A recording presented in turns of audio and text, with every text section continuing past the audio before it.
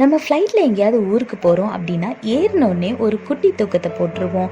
அதை விட்டுட்டு நடுவில் போய் சும்மா சும்மா பைலட்டாக போய் கரெக்டான வழியில் போறியா தம்பி, கரெக்டாக போகிறீங்களா, பார்த்து போகிறீங்களா அப்படின்னு சொல்லி நம்ம கேட்க மாட்டோம். இதே மாதிரிதாங்க நம்மளோட வாழ்க்கையிலையும் நம்ம ஏதாவது ஒரு காரியம் பண்ண போகிறோம் அப்படின்னா அதை ஏசப்பாவோட சமூகத்தில் அமர்ந்து, ஏசப்பா இதை பண்ணலான்னு இருக்கேன், நீங்கள் பார்த்துக்கோங்க, உங்கள் சித்தத்தின்படி நடத்துங்க, நம்ம அவரோட கரத்தில் ஒப்பு கொடுக்கும்போது ஏசப்பா எல்லாவற்றையும் பார்த்துக்கொள்வார். வேதத்தில் பாருங்க, சங்கீதம் 37:5 போட்டிருக்கு, உன் வழியை கர்த்தருக்கு ஒப்புவித்து அவர் மேல் நம்பிக்கையா இரு, அவரே காரியத்தை வாய்க்க பண்ணுவார்னு போட்டிருக்கு.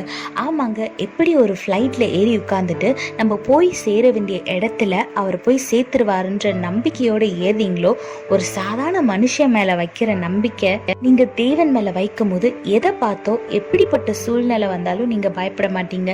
ஏன்னா நீங்க ஏசப்பா கையில ஒப்பு கொடுத்ததுக்கு அப்புறம் ஏசப்பா அதை பார்த்து கொள்வார். நீங்க எங்க போய் சேரணுமோ அந்த இடத்துக்கு கரெக்டா உங்களை போய் சேர வச்சிருவாரு. அதனால அவரோட கரத்துல எல்லாவற்றையும் ஒப்பு கொடுத்துட்டு நீங்க ஜாலியா ஒரு குட்டி தூக்கத்தை போட்டுட்டு அவரை துதிக்க மட்டும் செய்யுங்க. மற்றதெல்லாம் ஏசப்பா பார்த்து கொள்வார். கர்த்தர் உங்களோடு கூட உங்களை ஆசீர்வதித்து பாதுகாத்து வழி நடத்துவாராக. ஆமீன்.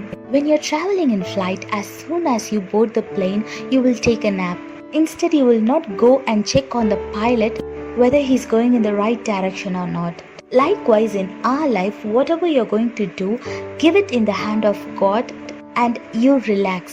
Our God will take care of everything. Look what the Bible says in Psalm 37:5. Commit your way to the Lord. Trust in Him and He will do it.